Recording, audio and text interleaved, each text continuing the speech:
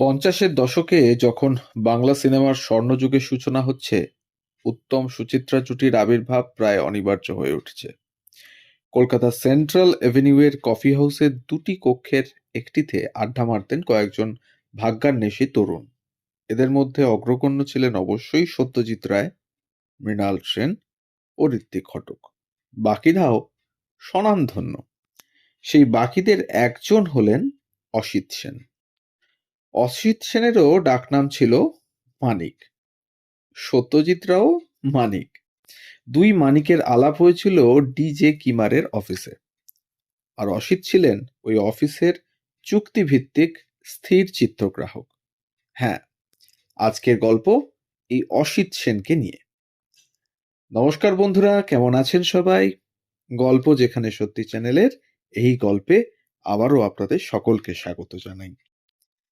একসময় টি বোর্ডের একটি বিজ্ঞাপনের ছবির জন্য যৌথভাবে চিত্রনাট্য লিখে জমা দিয়েছিলেন তারা। দুজনের প্রেম পর্বও চলেছে একই সময়। আবার দুজনেই তাদের প্রথম ছবি বানিয়েছিলেন কম বেশি একই সময়ে। সত্যজিৎ যখন পথের পাঁচালী বানিয়েছেন, অসিত তখন তার দ্বিতীয় ছবি তৈরি করছেন চলাচল। একই সময়ে পরিবেশকের সন্ধানে ঘুরে বেরিয়েছেন দুজনেই। জীবন সায়ান্নে বন্ধু সত্যজিৎকে ঘিরে অসিত সেনের আত্মসমীক্ষাটিও চমৎকার। সত্যজিৎ রায় জন্মায়, আর চেষ্টা করলে লেগে থাকলে অসিত সেন হওয়া যায়। অসিত সেনের জন্ম 24শে সেপ্টেম্বর 1922 সালে অবিভক্ত বাংলার বিক্রমপুরের আটিশাহী গ্রামের মামার বাড়িতে। পৈতৃক ভিটে খামার খারাপ গ্রামে। দাদামশাই ছিলেন জমিদার, মামারা স্বাধীনতা সংগ্রামী, তবে বাবা কাকারা খুব গরিবও ছিলেন। বাবা রবীন্দ্রনাথ সেন, মা উর্মিলা দেবী। রবীন্দ্রনাথ ছিলেন ইংরেজ আমলের ভারতীয় রেল কোম্পানিতে চাকরিরত আইনজ্ঞ। আর অসিতরা দু ভাই ছিলেন। বড় অসিত মানে মানিক, আর অশোক হচ্ছে মন্টু। চার বোন কমলা, অঞ্জলি, শিউলি ও গোপা। তার শৈশব কেটেছে ঢাকা বিক্রমপুরের আটিশাহী গ্রামে, এবং বিক্রমপুরের রাধানাথ হাই স্কুলে তার লেখাপড়া শুরু। ঢাকার মুকুল থিয়েটারে জীবনের প্রথম সিনেমা দেখার অভিজ্ঞতা হয়েছিল, তবে সে সিনেমা ছিল নির্বাক। তার দেখা প্রথম সবাক ছবি নিতিন বসুর ভাগ্যচক্র। অষ্টম শ্রেণী পর্যন্ত রাধানাথ হাই স্কুলে কাটিয়ে তারপরে নওগাঁও চলে যান বাবার কাছে। সেখানে বেঙ্গলি হাই স্কুল থেকে ফার্স্ট ডিভিশনে ম্যাট্রিক পাশ করে কলকাতায় আসেন আইএসসি পড়তে। বঙ্গবাসী কলেজে ভর্তি হন, এবং অসিত খুব ভালো গানও গাইতেন এবং ক্রিকেটও ভালো খেলতেন। তার সহপাঠীদের মধ্যে ছিলেন সলিল চৌধুরী ও গৌরীপ্রসন্ন মজুমদার। ছাত্রজীবনে এই তিন বন্ধুর ইচ্ছে ছিল গৌরীপ্রসন্ন গান লিখবেন, সলিল তাতে সুর বসাবেন, আর অসিত গাইবেন। বিএসসি পড়ার সময়ে তার সঙ্গে পরিচয় হয় তথ্যচিত্র নির্মাতা পরিচালক হরিসাধন দাশগুপ্তর। এই হরিসাধনকে সিনেমার নেশা ধরিয়েছিলেন অসিত সেনই। বিএসসির প্রথম বর্ষের ছাত্রাবস্থায় অসিত এমনই প্রেমে পড়েন যে গ্র্যাজুয়েট হওয়া তার আর হয়নি। পুত্র পার্থ সেনের কথায় গড়পাড়ে বনেদের স্কুল ব্রাহ্ম বালিকা শিক্ষালয়ে এর এক অনুষ্ঠানে এসেছিলেন বাবা। সেখানে তার চোখে পড়ে প্যান্ডেলের মধ্যে খুঁটি ধরে একটি মেয়ে দাঁড়িয়ে আছে। অসম্ভব ফর্সা এবং নীল চোখ তার। সেই প্রথম দেখা মায়ের সঙ্গে, যাকে বলে বোধহয় লাভ অ্যাট ফার্স্ট সাইট। অসাধারণ সুন্দরী এই রেখাই তখন দাশগুপ্ত 6 বছরের প্রেম পর্ব পার করে অসিত সেনের ঘরণী হন 1947 সালের নভেম্বর মাসে। তবে সেই প্রেম পর্ব শান্তিতে পার হননি অসিত। রেখা ছিলেন অভিজাত পরিবারের মেয়ে। বিলেত ফেরত এক ডাক্তারের সঙ্গে তার বিয়ে ঠিক করে ফেলেছিলেন বাড়ির লোক। অবস্থা সামলাতে অসিত সেনকে মরিয়া হয়ে রোজগারের খোঁজে বেরোতে হয়। এমনই এক সময়ে সম্পর্কে মামা চিত্রগ্রাহক রামানন্দ সেনগুপ্ত তার হাতে ধরিয়ে দেন নিজের রলিকট ক্যামেরাটি।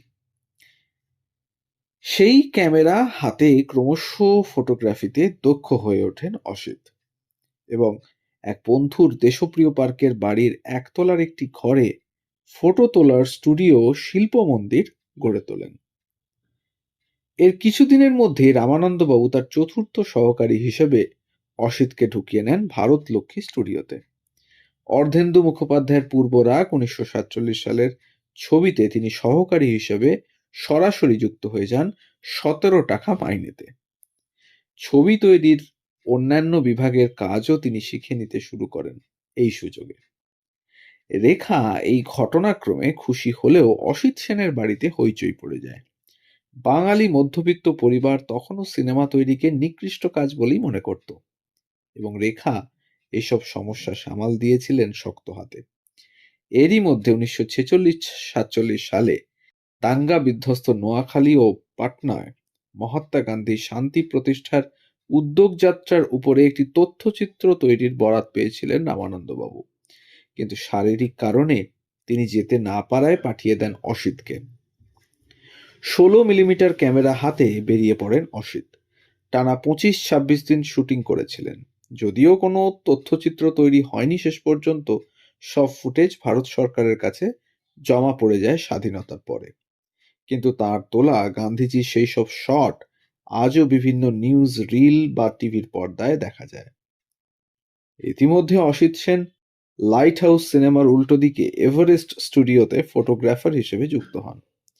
এখানে নিয়মিত আসতেন সত্যজিৎ রায়, চিদানন্দ দাশগুপ্ত ও আরো অনেকে। আড্ডাও হতো। আড্ডার মূল বিষয় অবশ্যই ছিল সিনেমা। এই স্টুডিও থেকে একটি কাগজও বার করা হতো, নাম ছিল সোসাইটি ক্লোজ আপ, এবং সত্যজিৎ সিনেমার স্টারদের কার্টুনও আঁকতেন।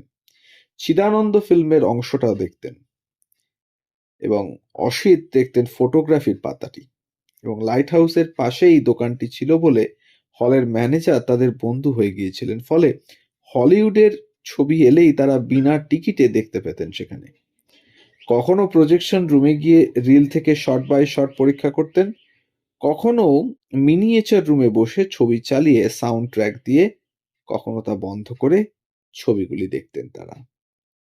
তো এইভাবেই জমে উঠেছিল অসিত সেন, সত্যজিৎ রায় এবং আরো গুণীজনদের আড্ডা সেখানে। তো আজকে এই পর্যন্তই থাক। অসিত সেনের পর্ব 1, তাতে অসিত সেনের প্রথম দিককার জীবনী আমরা তুলে ধরলাম আমাদের এই গল্পের মাধ্যমে। আগামীকাল অসিত সেনের দ্বিতীয় পর্ব নিয়ে আমরা হাজির হচ্ছি আমাদের চ্যানেল গল্প যেখানে সত্যি এখানে। তাই আবারও মনে করিয়ে দিই, যদি আমাদের চ্যানেলে নতুন হন তাহলে অবশ্যই চ্যানেলটিকে সাবস্ক্রাইব করে একটু পাশে থাকবেন। বেল আইকনটিকে প্রেস করতে ভুলবেন না, যাতে পরবর্তী গল্প খুব তাড়াতাড়ি আপনাদের কাছে পৌঁছে যায় তার জন্যে। আর যদি ভালো লাগে তাহলে একটা লাইক, কমেন্ট আর শেয়ার করতে ভুলবেন না। সবাই ভালো থাকুন, শুনতে থাকুন আর পাশে থাকুন। ধন্যবাদ।